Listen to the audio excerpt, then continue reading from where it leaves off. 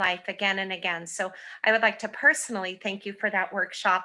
If you were not able to attend that workshop or want to watch it again, you can go to our Facebook page or our YouTube, our Arizona CoDA events YouTube page, and pull it up. It was called Levels of Friendship.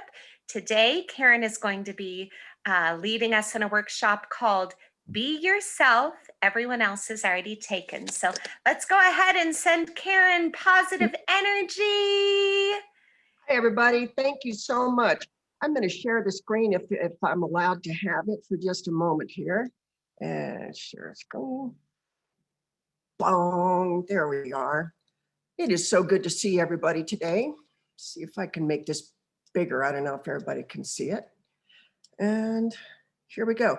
Yeah, the levels of friendship was amazing. My sponsor initially gave me her version of that, and it was a game changer, changed everything. So if you have not seen that before, I highly recommend it. And today, this is a quote from Oscar Wilde, and I always get my quotes off Facebook. I don't know why that is, I just do that. But this one came up and it said, be yourself, everyone else is taken. And I thought, gosh, I wonder if I am being myself. Maybe I am, maybe I'm not. Let's check it out.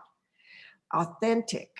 What is authentic? It's simple. It's false, or it's not false or copied. Well, that was kind of my lifestyle. So I was a little concerned about that, but CoDA tells me, even in the welcome, it says, here's some behaviors we need to stop. We attempted to use others, our mates, friends, and even our children as a sole source of our identity, value, and well-being. I don't have any children, but I've seen those stories about people living through their children and making their children do what they couldn't do when they were growing up and things like that. So lucky for the children I never had, I didn't have any. So this is interesting. I'm going to read it and then talk about it. We have repeatedly sought out friendships to boost our egos, to confirm our identities, and to make us feel good about ourselves. In order to be authentic, we cannot use other people to define who we are and to fulfill us. By recognizing our true value, we can stop neglecting and mistreating ourselves. To be true to ourselves, we look inside to find the answers. We discover within ourselves a sense of security and self-worth, not bound by anyone else's opinion of us. That's so, somebody else's opinion of me absolutely doesn't matter at all. It's, you know, I'll take in what somebody says to me. I think you're, let's see, somebody used to tell me I was anal. People used to tell me, you're just so anal. And I did take a look at that because I'm supposed to take a look at everything that's presented to me and decide for myself whether that's fact or crap, whether it's real or not. And I'm not really anal, I'm very, very organized. There's a strength in it, and as you know, some might see it as a weakness, but there's a strength to it if you use it properly. I suppose I could be anal if I wanted to, but I'm going to move this back. So I speak with my hands, so you really need to see them. There we go. There we are. So someone else's opinion of me, in order for me to be hurt by it, I have to put some weight behind it. I have to believe what they're telling me. So it's up to me to decide. Don't forget that. It's up to you and it's up to me to decide what anybody tells us is true or not. Sometimes it's true, sometimes it's not true. One of my best friends after 15 years told me I wasn't very thoughtful. And my knee-jerk reaction was like, what the hell? I've been at your beck and call all these years. I've been sponsoring you, and it's like 15 years at that point. And who could be more thoughtful than that? But that's not what she was talking about. She was talking about little things like going out of your way for somebody when you don't have to. And I didn't really realize that I could do more thoughtful things.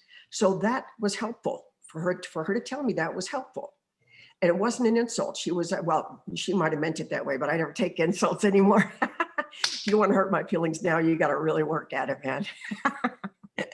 Somewhere along the line, we learned to doubt our perceptions. Guess where we learned that? Childhood, way back there. If somebody says, I love you, and they're wailing on you, you kind of doubt your perception at that time. Gosh, what they're saying seems a little different from what they're doing. We discount our feelings and overlook our needs. Telling people what we thought or felt often result in being ignored, laughed at, or punished. God. We look to others to tell us what to think, what to feel, how to behave. In this way, other people supplied us information about who we were and who we should be. It's so simple. When I read these things, it's so simple, but I didn't know this stuff. I didn't know any of this stuff because I was taught when I was growing up, this is the way it is. And, we weren't brought up with the idea of you also have a voice. You can state your opinion or something like that. Was not part of the agenda. It was, here's the way it is. When I was first born as a cute little baby in Texas, well, actually I was bald, but I was in Texas, born in Texas, bald as an egg. Mom used to put little pink bows on my head, tape them on there, People would say, oh, what a cute little boy you have. Didn't matter. I just looked like a boy right from the beginning. But I didn't know that then. I couldn't even speak English. Once I learned to speak English, people started telling me things about myself. This is who you are. This is the language you speak. This is your name. This is what church you go to. This is what you believe and don't believe.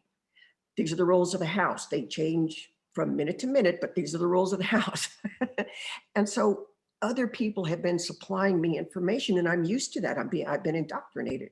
It's normal for somebody else to tell me how I feel, what I think, etc. Well, now as an adult, believe it or not, you're supposed to make those decisions for yourself. And I have made some really amazing decisions. I got to tell you, I've been doing some crazy stuff the last couple of years. It's been wonderful. Let's see. In relationships, with anybody, with your boss, with your parents, with your boyfriend, with your girlfriend, with your dog, okay? We believed if we could just get it right, that things would be okay. It's that when and then, when I do this, then things will be fine. If I make dinner on time, he will come home on time. This is the sort of thinking that gets us called, it's all on us, and we don't have that much power. We don't. This is a controlling behavior right now. If I get this right, then things will fall into line the way I think I want them to. When a person is authentic, it means they show how they genuinely feel. You're being a turd right now. It might be how you genuinely feel. I hardly ever say that out loud. I'm very loving when I tell people they're being a turd. Nonetheless, that's what I mean. Rather than putting on different faces around different people or changing their personality based on a situation. I was reading in the book with somebody the other day, and it came out in the CoDA Blue book, and it talked about being a whole person. And all of a sudden, it was like I'd never read that before. And I realized that I'd been fragmented all my life. I was this to one person, that to one person, this person to my boss, that person to my boyfriend, this person to my dog. There was so many different Karens running around and you got to remember who you're with at the time so you can please that person the way they like it and this and that. And don't cuss around this person. It's okay to cuss around that person. It's a big job. It is a really big job. But if you are authentic, if you're who you really are, then you're a whole person. And that way they can either take you or leave you. I think that's what our big fear is, that they'll just say, you're too much trouble. I'm going to leave you. Maybe that was my biggest fear. I guess looking back on it, it had to be. To be authentic, you must first know yourself. Imperfect as you are, I get to be imperfect. This is such a gift because I'm by no means perfect. I mean well all the time. That's what they're going to say on my tombstone. She meant well, and accept others imperfect as they are. And everybody has their own little picadillos. No one among us is perfect. Although sometimes they seem to be, especially when you first meet somebody, but we'll get on to that in a minute. Authenticity is not the same thing as perfection. Compare yourself to yourself. This is a gift. Write this down. Compare yourself to yourself. If you compare yourself to somebody else, you're already going to lose because you're trying to either get yourself above that person or get yourself below that person so you can remain convinced that you're no good. Either way, you lose. Okay. Excuse me, pine is growing and it's beautiful, actually. Let me show you this. You can see it. We had snow yesterday. It's just gorgeous out there. And we're not done. We're going to have some more snow tonight. And I've decided not to deal with the driveway until I have to, which is tomorrow morning when I go to work. So bring it on. Every person has valid thoughts and ideas. Think about when you're in a meeting sometimes, and it's even when I used to pull up to a meeting and see a particular person's car and go, "Ugh, you know, that person's, oh God, blah, blah." But I would go anyway, because that person had more time than I had, number one. And every once in a while, they drop a pearl on me. They drop a pearl of wisdom and go, "Hey, wait a minute, what did you just say?" It even tells us in the CoDA book, don't worry about who's talking, listen to what's being said. Because people can, oh man, that one particular person I'm thinking about, oh, but I would go anyway. Every person has valid thoughts, ideas, and is gifted and intelligent in different ways. The whole system of getting an A or an F is that's the way you decide if you're good in school, if you're book smart. And getting an A is very important. I wouldn't know. I was around a B- C type of a person, and it wasn't okay with my parents, but it's just that I learned differently. I'm not a memorizer. I cannot memorize.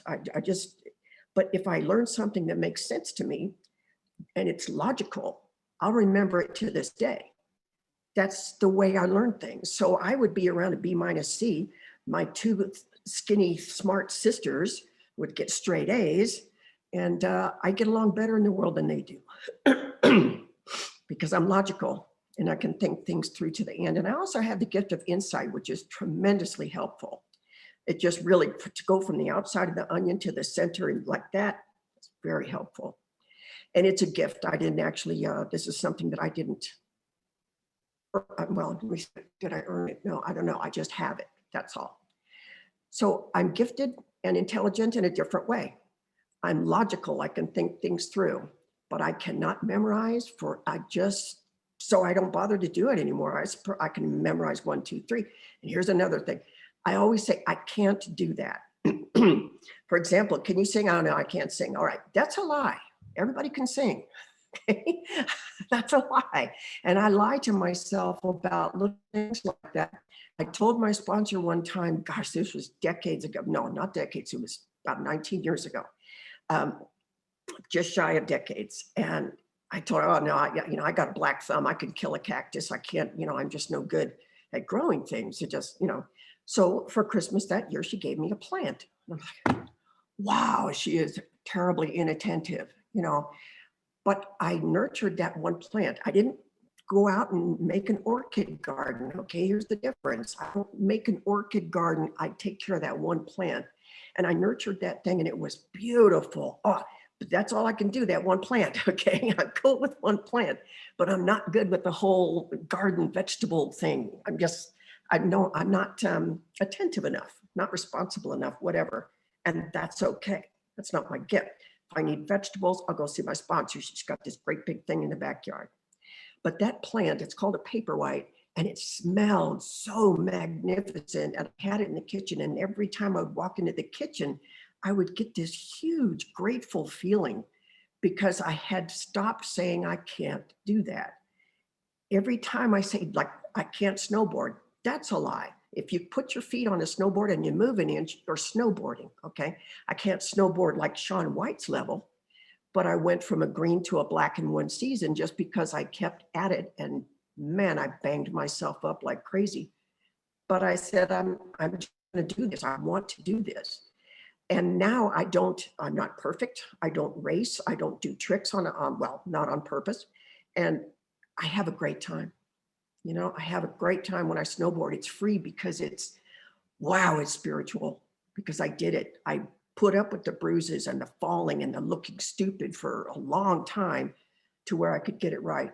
And that's important because for me to look stupid was unacceptable ever. Because my sisters always did everything right. So I was raised with this notion that I should be more like them. I think I was told that too, but not in a, you should be more like your sister. It was more like, oh, your sisters get good grades and and the inference is there certainly, but she never actually said you are stupid. I did put that in my head though. That's what I heard. And every person has a valid thoughts and gifts. If someone leads with, oh, it's so cool, write this down. If someone starts with, you should, just like my mom, you should, if she had said, you should be more like your sisters, what they're really saying is you should be more like me.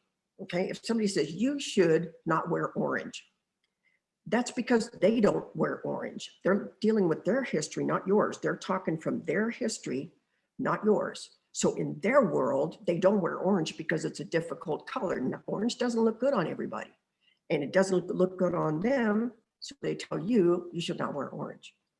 What they're really saying is you should be more like me. I confronted my older sister on that one time. I've got a lot of nerve these days. I don't know. Very loving, but we both worked at the same place, and I forget what the topic was. I really do. But she started with you should. And I said, well, it sounds like I should be more like you. And she said, no, that's not what I'm saying. And I said, that's exactly what you're saying. And she stopped for a minute. She said, you know, she's a good sister. She stopped and thought about it. And she said, yeah, I guess I am. I said, okay, so that's, you know, that's good. That's you. And I think I'm going to do it this way because this is the way that makes me comfortable. And I did have to put her on a ban for 24 hours, was as long as it lasted. I had it because she took me on as a project. She's my older sister. She's going to teach me how to do everything. And I should be doing this better. I'm not doing this right. So she was being helpful by telling me I should. So I told her I need to take a break from you for a little while. And it lasted 24 hours. She thought about it, came back, apologized. I apologized. We're okay now. But it took that ban for a moment just to say, you know, I'm not going to be your project anymore. And I used to pray, that she would get a boyfriend because I thought that's what she needed. She was lonely. That's why she was using me for a project, right? So I would pray for her to get a boyfriend. And I was telling my sponsor about it. And my sponsor says, well, you don't really know what she needs. She's my sister. Of course I know what she needs. But that's a lie. She did not need a boyfriend. She needed to stop picking on me. Okay, everything's about me. I didn't want her to get a boyfriend so she would be happy. I wanted her to get a boyfriend so she would stop using me for a project. That's all. So when I'm basically honest and when I tell the truth, I don't look so good, but I'm being honest and I can get free when I do that. Here's a challenge. For the first 90 days, once my sponsor figured out that avoidance was my tactic or, you know, basic, that's how I lived. She said, okay, so you're an avoider. She said, for the next 90 days, I want you to say yes. And, you know, stop avoiding things, even things that you would normally run from. Just want you to say yes. How will you ever get to know who you are if you don't say yes? If you start running from things that look scary or, Karen, do you play baseball? No, I can't play baseball. That's a lie. I don't play very well. They said, okay, good.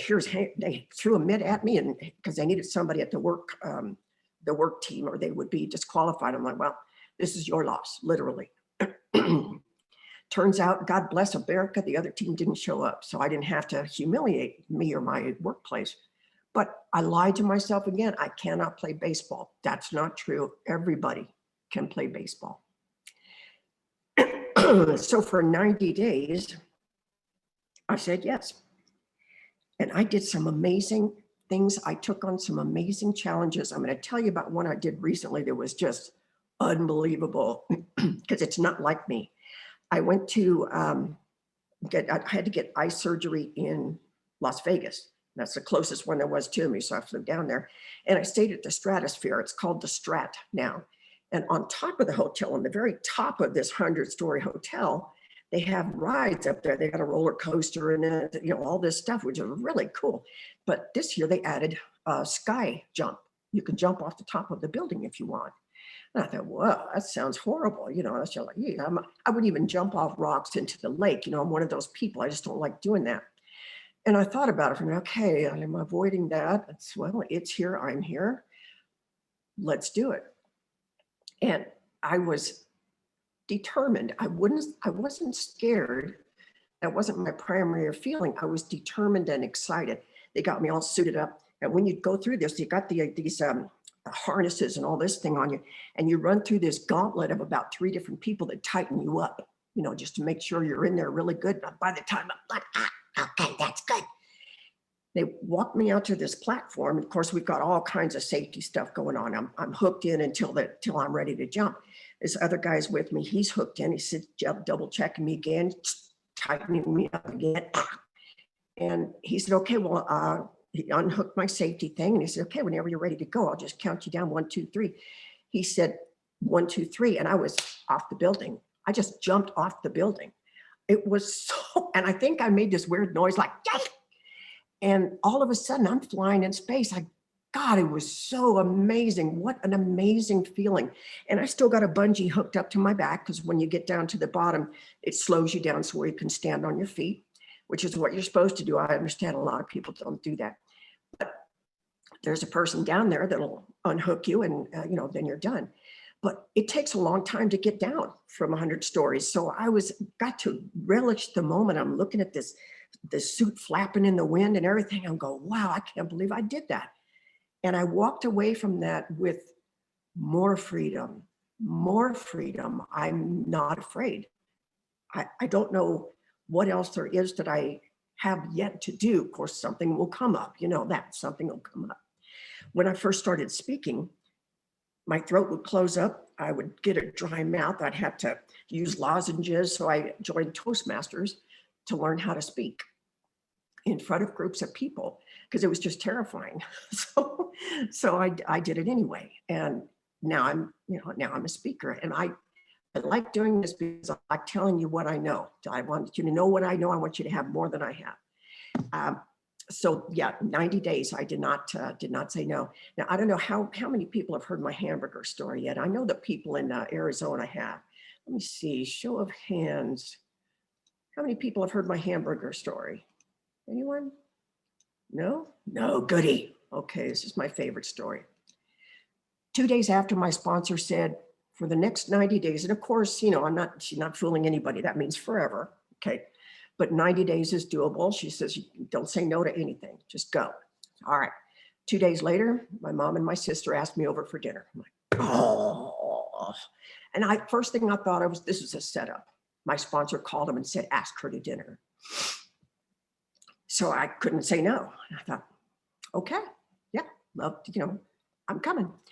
Went down to Reno, and I live up in Lake Tahoe. They live in Reno, which is it's just enough difference to say, you don't really swing by there anymore. You have to make a trip down there, which is good because their mom and my sister, they're not safe really, or they weren't up until this day. So I went down there, and they had, I opened the doors open the door, and there's their cat sitting right in the middle of the hallway, like looking like Stephen King cat saying, don't come in here. It's a bad idea. And I went out to shut, I've already opened the door, sorry. And Kai says, all right, trot it off. And I sat down, there's nobody around. So I sat down, and I always have an exit plan, and I always have something to entertain myself with. Always, when you come to a family, make sure you're prepared. I also, one year for Thanksgiving, put Tibetan bowl music on the earplug in my head, and it actually calmed me down and kept me calm during the, there's all kinds of things we can do. Do whatever you need to do. And so I did, okay, nobody's here, sat down and started and Yahtzee on my phone, and pretty soon Mom comes out of her room, and she's been crying. I'm like, uh-oh, Cat was right, damn it. Goes into the kitchen, walks right past me like I'm not there. Okay, here we go. And so I went up and gave her a hug, and I said, hi, Mom, how you doing? And she said, well, I guess I'm just stupid. I said, oh, I'm sorry to hear that. And I went back over to my chair and sat down and started playing Yahtzee again, because I'm being safe, man. I'm going to do this right. And then she went out to go cook the burgers, and Terry came out of her room, my older sister, my thinner, smarter sister that's got everything together. And she came out, and she started telling me everything that was wrong with Mom. She is spilling wine all of this new house, brand new house that was made for her. She is going to ruin this place. She's spilling wine all over the floor, and she kicked, and she's a mess. And Mom comes back in, she quiets up. And so it's really uncomfortable for a while we're kind of in the same room together. And then finally, Mom goes out, gets the burgers, serves dinner. All right. So we're sitting down, and she had all kinds of side things, mushrooms and cheese and all this stuff to put on there. Yay. So I put everything on my burger that I wanted, and I started eating. And mom says, don't you want a bun? Well, this seems innocuous. It does. It seems like a safe question, but it's not. It's not. That's DEFCON 1. And I said, no, mom, I think I'm just going to eat it like this. But I made you DEFCON 2. This is not safe. All of a sudden we're getting into the damage you're not doing what I wanted you to do territory. And I said, no, I think I'm okay. I don't think I'm going to have it without a bun this time. But I told you we were having hamburgers, okay? Up a notch, right? And I said, mom, I don't know what to say, but I'm really enjoying this. So thank you for thank you for making burgers. And I just started eating. My rescuer, older, smarter sister, more intelligent and everything else, rescued me. So she doesn't need a bun if she doesn't want one. And then their argument ensued. They were mad at each other. They weren't mad at me, but they couldn't talk to each other. So they blew shit at me. That's what a scapegoat is. If they're arguing with each other and they can't talk, and even has it in that blue book 4-step outline, when he yells at his daughter Bonnie, for not taking the garbage out. He was mad at his wife, but he couldn't talk to her. He was afraid of her. So he scapegoated Bonnie for it. Well, I was the scapegoat in the family. That was my role. So I should just shut up. I just quit my job and shut up. And if you have a triangle and one person quits their job, it collapses. Okay, so if you're the scapegoat in your family, believe me, you can do it. Just quit your job and don't say anything. So they started going at each other and arguing with what the original argument was. I'm eating my burger happy as hell. It was delicious. And they got finished with their argument, went to their separate rooms again. Cat rolls his back out, says, I told you, and then left again. And so I'm sitting there with my phone playing Yahtzee again. I'm okay. I had a really good meal. I'm fine. Because I went home as an adult. I didn't go as a child. I did not go as her daughter or her sister. I went as Karen. They eventually came out of their bedrooms and apologized to each other. And then they apologized to me for ruining the evening. And that was it.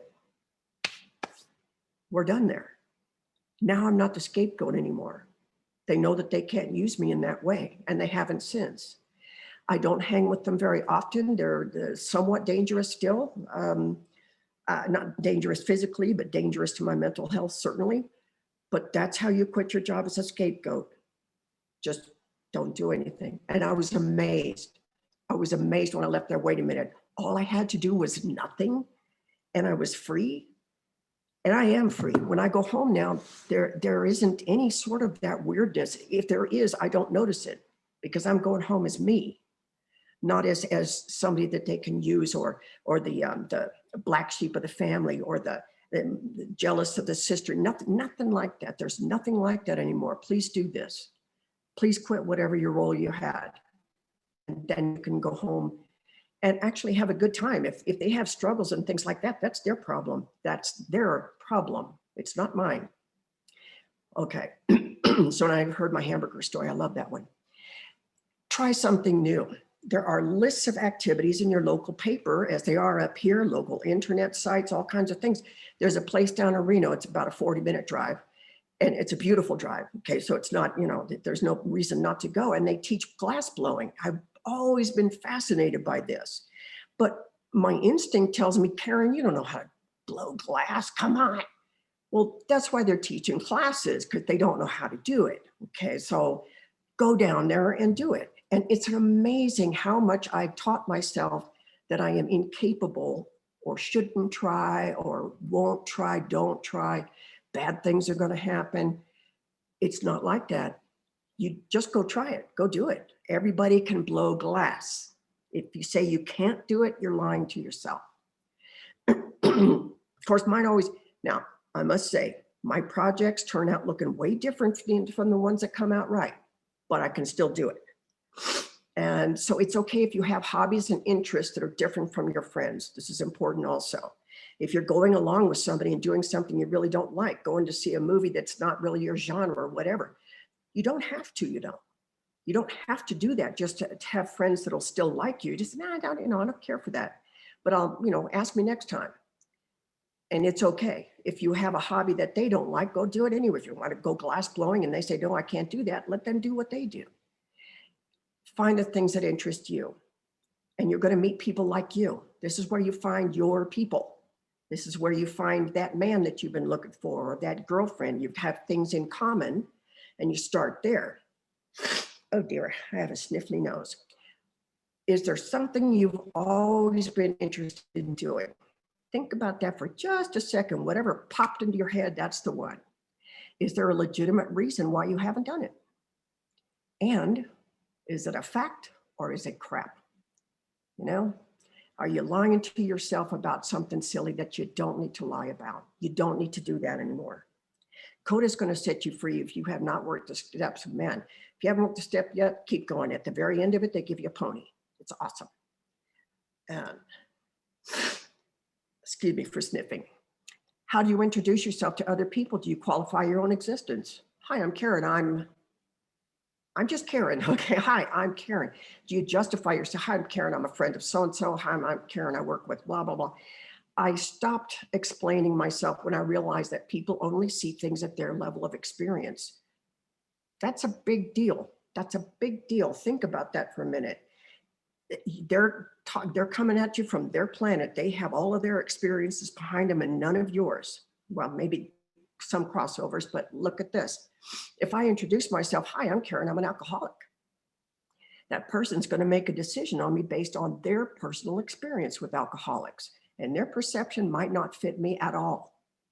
If they have dealt with an alcoholic before that's been in recovery, they might be just fine with me. If they've dealt with an alcoholic that is not in recovery, they're not going to be fine with me.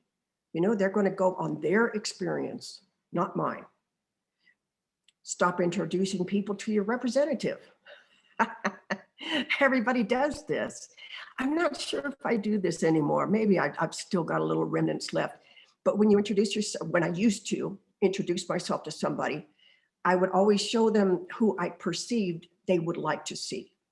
You know, if you're in a club, you want to introduce yourself as a fun person and somebody that's likes to dance, or somebody that's probably going to have sex with you later, or something like that. You introduce your representative to them. Now, when I'm looking to fit into a tuxedo, they're just looking for, am I going to score later? Okay, this is a whole different, it's a different thing. But my representative is meeting his representative. He's being nice. He's saying all the right things, doing all the right things. He's being polite. You know, the worst people in the world, narcissists, for example, come out with their representative very charming, very polite, very Mr. Wonderful.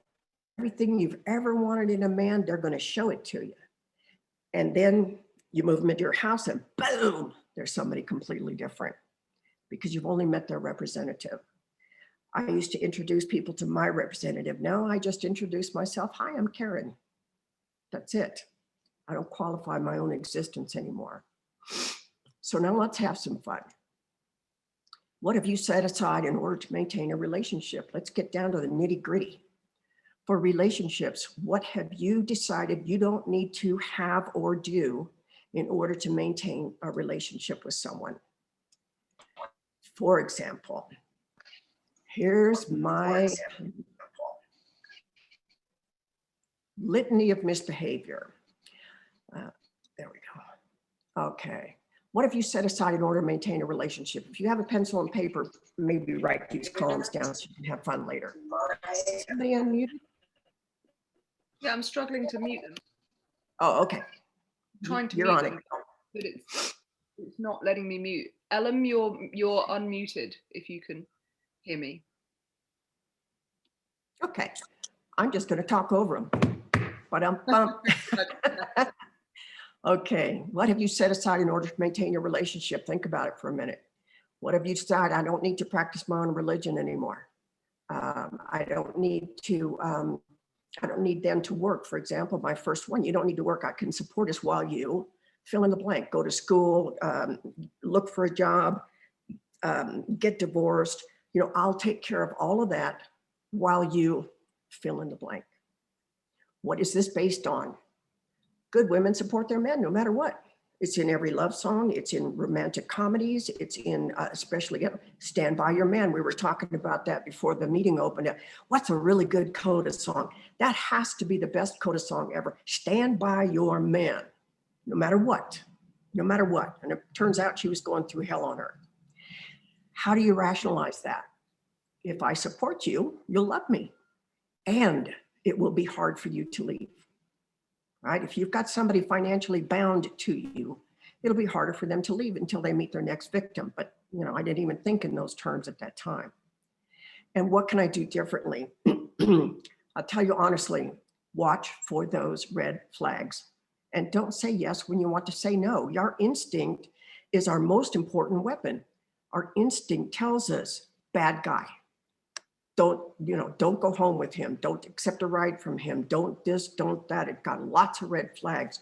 I had so many incredibly obvious, huge red flags. I let this guy drive my car on the first date. He drove it like it was a Sportster. It wasn't, it was a Datsun, and drove it up on a curb, popped the tire, and it was still okay with me. I made an excuse for him and had sex with him that night anyway. Okay. Those are big red flags. And I said yes when I wanted to say no. And he was Mr. Wonderful in the beginning. And I think within a month, he had moved his ex-wife in with us with the kids, saying, well, she doesn't have anywhere to go. I said, oh, well, okay, that makes sense. You know, the things that I've put up with and the behaviors that I've accepted are just crazy when you think about it. Looking back on these things, I was so afraid of them leaving. Even if they were a bad person, I was so afraid of them leaving, I would make it work. I would make it work. I'd make excuses for them. You don't need to work. I can support us while you blah, blah, blah. Have your own life, basically. And here's my favorite. I used sex as a substitute for love. I don't know anybody, and nobody I know has not done this. So that shows you what crowd I run with. So what is this based on? For me, it's a lot easier to track someone using sex. I was introduced to sex when I was 10 years old, way too early, okay? And so it doesn't have the importance to me that we have somebody that wants to give their virginity to somebody special. That's not my story. So it didn't mean that, it didn't have that shine on it, that really important, you're gonna save this for somebody that you really love. And I knew that if I wanted to get attention, sex was the easiest way to do it. And I could attract people using sex. Simple. How do I rationalize that behavior? Simple. If I could attract them with sex, the love part will follow. Sure it will, Karen, absolutely. And then after you give them the sex part, and I'm not talking about just women here, men and women do the same thing. Whatever the woman you think the woman wants, you give that to them, thinking that love is going to follow later. Because, I mean, why wouldn't it? Because then your absolute shining personality is going to come through and that will make them fall in love with you. But you can attract them with sex. That's easy. What can I do differently? Slow down. This is where my levels of friendship came in. Slow down. Make sure you actually like the person instead of just making sure they like you. That's all I was interested in. If somebody showed me some attention, that in my mind, that meant they were falling in love with me. I know that sounds stupid. I know it, I hear it. But that meant I was special. If they paid attention to me, that meant I was special somehow. And they had me. They had whatever they wanted from me. So make sure that you like them before you are interested in whether or not they like you. That's really not your business. If you like them and you be yourself and the two of you make a friendship and then you start to go and play, the man I'm with now, I've been with for 14 years. We started out as just ski buddies, friendship, romance, and sexual attraction. It came later. It came last, not first. Big difference. And it was very weird for me. I kept thinking, ooh, this is uncomfortable. Something's wrong here. But it was actually that I was going about it the right way instead of the wrong way. And I think I'm going to pop up the levels of friendship in just a moment, just to tell you what I mean. Codependence, and this came out of when I was listening to Ken and Mary at the International Phoenix Conference. They said codependence is described as an addiction to fantasy. And I thought, wow, when I started thinking about it, it's not just a fantasy world that I had as a little girl to protect myself from my actual world. I had that, and then I actually carried that through all the way into adulthood. Whatever our relationship was, I would fantasize that once you got a job, once he got a job, then the fantasy will come into picture. Then it's going to come into focus. Once he gets off the drugs, then things are going to get better. When this happens, then he will love me. That when and then, waiting, constantly waiting for something to happen to make it okay. And you're going to be waiting a long time. So, starting today, right now, you don't have to pretend anymore. Give yourself permission to not like something everyone else seems to like, because they might be pretending too. Don't forget, they might be lying to themselves as well. You don't know anything about them. You don't have any facts about that person, not the real ones, because they're keeping that stuff to themselves. They keep their real self to themselves. They want to show you a nice, pretty picture. You see, if you're lonely on Valentine's Day and you see all these couples going with Valentine's Day, oh, I wish I had that. They're so much in love. You don't know that. They appear to be in love. They appear happy on Valentine's Day because that's their job. On Valentine's Day, you're supposed to look happy, supposed to get chocolates, supposed to do this, and supposed to say, I love you. And that's what you're supposed to do. So don't take that to heart. That's your perception of them. After you find the truth, tell the truth, especially about yourself, especially to yourself, rather. I'm not very good at baseball. I can play baseball, but I'm not very good at it. I don't want to break a nail. Look at these. It's too dangerous for me. So put me in roving right field where it will never come to me. Something like that. I used to say, I hate camping. Oh, yes, I hated camping. Ugh. I don't like bugs, dirt, and hot weather. I just don't. I'm not, it's not like, I'm not a girly girl, but I don't like those three things. I would prefer a nice air-conditioned hotel room. So when I went to camping with my family, when I was young, adolescent, teenagers, whatever, I hated it. I think that's the only time I can clearly use the word hate and mean it, because I didn't like them. They didn't like me. As a family, we didn't gel. We weren't happy. We didn't do fun things with each other, but they would take us camping, and we did go neat places, went to Yellowstone and things like that. But it wasn't happy because I'm with people that make me miserable. It is more truthful to say that when I'm camping with my family as a child, there were no distractions like television to keep me from being noticed. So I was under the microscope the whole entire weekend, and it was extremely uncomfortable. I couldn't go to my room and hide, which was my go-to mechanism. I would avoid them. And it was awful. It was awful. I hated it. Once I said, we're going to go camping this weekend, that meant the kids were going to be doing all the work, and then so that they could sit back and relax and drink. And then, boy, the fun time would really start. And then when we would get home, we'd pack everything up, put it away like little slaves that we were. And it was going to be so much fun. Hated it. Hated it, hated it. If I had a superpower, it says in the next one, there it is. If I had a superpower, it would be to control the weather. I don't need to fly. I don't need to be invisible. I want to control the weather. That's all. Because under those conditions, I will go camping. I tried camping with people I really like. I went on a sober women's rafting trip for a weekend. And I really enjoyed myself. I liked camping, except for the heat. It was over 100 degrees all the time.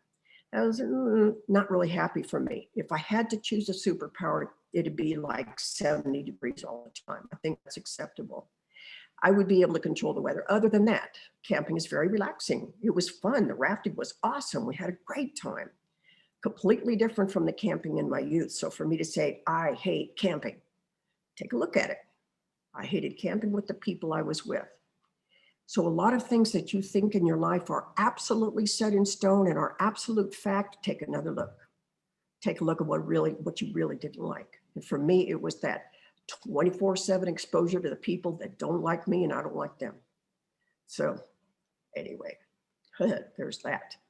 So to close that off, and then I'm going to go over to the triangle. Take what you already know as a hard truth and just question it. Find out if it's true or not. Decide for yourself, and you will find out who you really are. So what's it going to be? A tent or a motel? And that's that presentation right there. So I'm going to get rid of that one and let me bring up the levels. Just take a sec.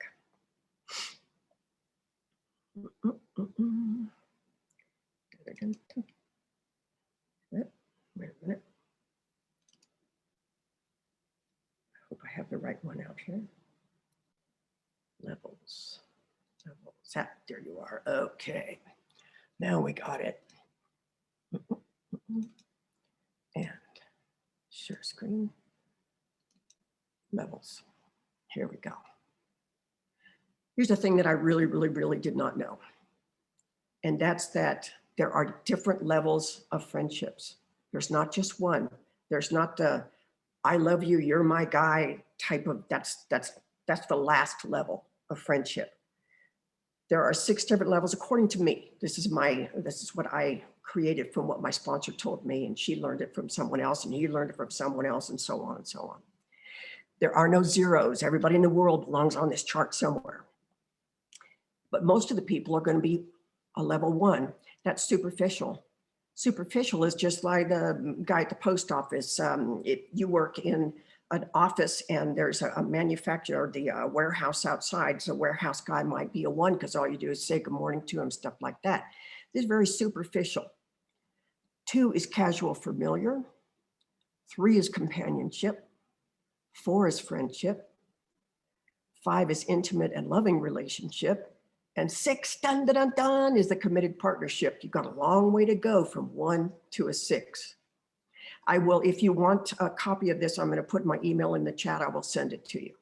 This is really good stuff. And here we go. Let me share the descriptions. Okay, so all relationships start in the number 1, superficial. Most relationships will remain here, and that's okay. This is not negative. Each circle is a unique friendship, and I should actually change that to level. It used to be a circle. Each level can be a healthy relationship. It is never the goal to move people forward. When you meet somebody, they stay at a 1 until you think, well, maybe I should move this further, after you've given them a chance to stay at level 1 for a while. And that doesn't mean 2 hours or so. That means like 2 months or so. Excuse me. Each person will drop into a category depending on their behaviors. Number 2 is superficial. It's a formal public relationship with all the people in the entire world. The cashier, the bank teller, the mail carrier. Oh, sorry, this is level 1, is superficial. We engage in courteous communication on neutral topics, no expectations, no obligations. If we are considering have this relationship move forward, then we begin to observe and evaluate the person. But most people are going to stay at number 1, and that's okay. Number 1 is a perfectly fine relationship. Number 2 is casual and familiar. You've decided to move this person forward a little bit and see what they're like. This relationship is based on common ground such as work, school, a 12-step program. This is a crucial stage for determining whether to move this person even further. Share basic information about share basic information about yourself and watch what they do with it. Do they pass it on to somebody else? If they do, they get to be moved back to level 1. It's simple. You can move people in and out, up and down, as soon as you figure out who they are. Look for and don't dismiss those red flags that I was talking about. You know what I mean. How do they treat animals? That's a big one for me. If they mistreat animals in any way, they're out immediately. They're a 1. I have this weird thing of I can watch people getting murdered on television, no big deal, but I can't even watch those animal rescue shows because in the beginning it shows you the bad part. I just can't even do it. So how do they talk about their ex? That whatever, that whore, she was a this, she was a that. They're going to talk about you that way too. Once you finally, figure it out and leave. Do they complain a lot? How do they treat their mother? This one's a big one. Or maybe for the girl, I don't know with the girls, maybe it's how they treat their father. I'm not really clear on that one. I haven't thought about that. But how do they treat their mother?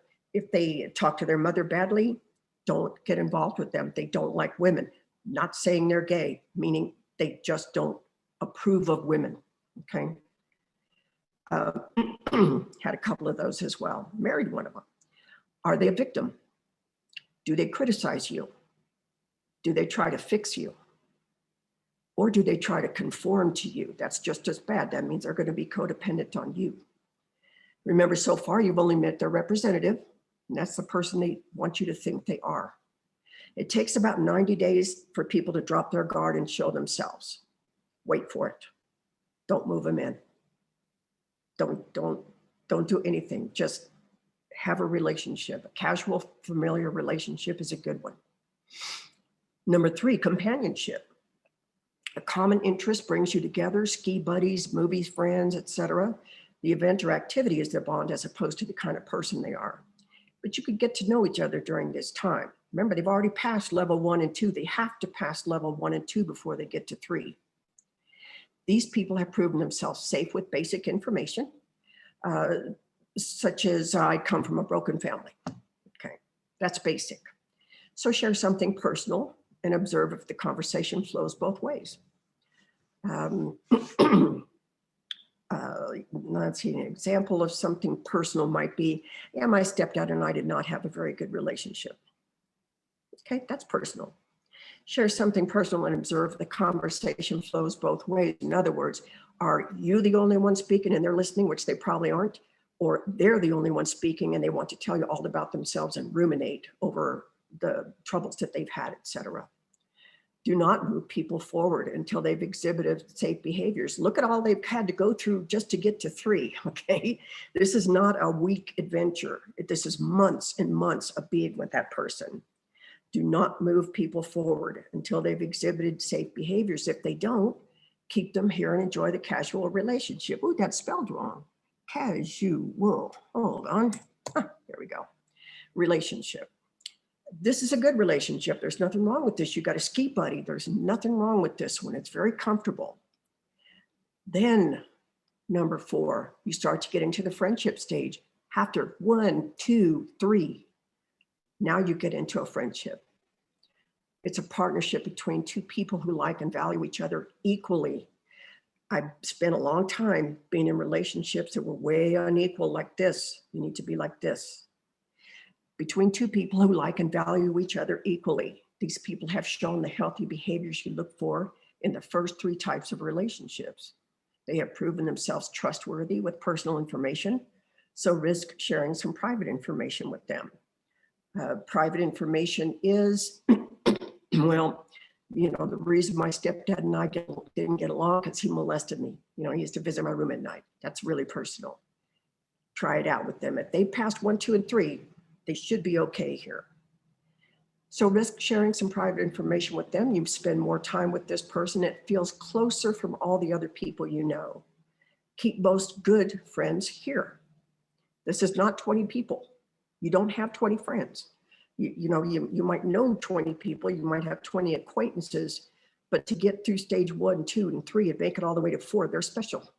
If they make it through 4 and you want to move them up a little bit further, this is a number 5, intimate, loving relationship. This is a mutually deep friendship with shared passions, trust, and respect. Your sponsor will often fit into this group. When you discuss deeply private information, you know your privacy will be respected. Time spent together builds even more trust and respect. You can take bigger risks with each other. This is the stopping point for a select few close friendships. 5 people don't belong in here. Maybe 1 or 2, maybe 3 if you're a gregarious person. I'm not, I'm an introvert. So I don't have many people in here. Not everybody gets past a 2 with me. And then 6, committed partnership. Oh, you know, this is where I used to start them out. I start them out with a 6 and then move them back because they disappointed me. I had that backwards. They've gone through 1, 2, 3, 4, 5. By now, they're a good person. You've been around this person for months and months, hopefully years and years. You know, It took me 5 years to put the man that I'm with now into a 6. It took me 5 years to put him into an absolute committed partnership, a faithful, trustworthy, loving, and fearless relationship. I am not afraid. He's not going anywhere. I'm not going anywhere. I know that he would never intentionally hurt me. I would never intentionally hurt him. And looking back on it, I've seen how the relationship has nurtured itself into something bigger and bigger and bigger. We're so close. It's just ridiculous. But that's our private life. In public, we're just like everybody else. But when we're home, that's my safe zone, number one. That's my safe zone. No matter what's happening on the outside of those doors, home is safe. This person is so valuable. They become an integral part of your daily life. You both share responsibility for the relationship and honor each other. 1 or 2 people at the most belong here. I have one person here. That's my guy, and he's amazing. Would not trade him for $1 million. And those are the levels of friendship that you should, kind of save my mistakes there. Yep. And boom, go away. All right, there we go. So that's what I have for you today. And I'm open to any questions or anything, comments. If you'd like to share, please be my guest. Question is regarding compatibility. And a lot of people in going in a relationship use different measures for compatibility, like sun sign or moon sign, proximity, profession. What are some of the best ways or proven research-based best ways to ascertain compatibility? How long does it take to, like you mentioned in your various stages and various time frame for compatibility, to find out if you are truly compatible with another person, and what are the pitfalls? Thank you. You're on mute. Yeah, there you go. Thanks for your question. That's a good one. This is hard because when you're looking for somebody, you might tend to create something about them, make a story about them that's not true. So you really have to watch very heavily for red flags that you would normally dismiss. Don't make 3 columns: acceptable, negotiable, and deal breaker for your own life, so that you can say, this is acceptable, negotiable, they dance and you don't, deal breakers, they like to beat you, stuff like that, they kick dogs, that's a deal breaker. So kind of set up in your own mind what you want, what your parameters are. And then go do what you like to do, so that you'll meet a person there that likes to do that also, so that you'll have common ground. And again, it takes at least 90 days, and that is from a therapist standpoint, at least 90 days for people to drop that representative role and show you who they really are. So when they start doing that, really look and really watch and make sure that that's not a deal breaker for you. Okay, and that's so at least 90 days to see if you're compatible. A higher power is important in every single step of the way.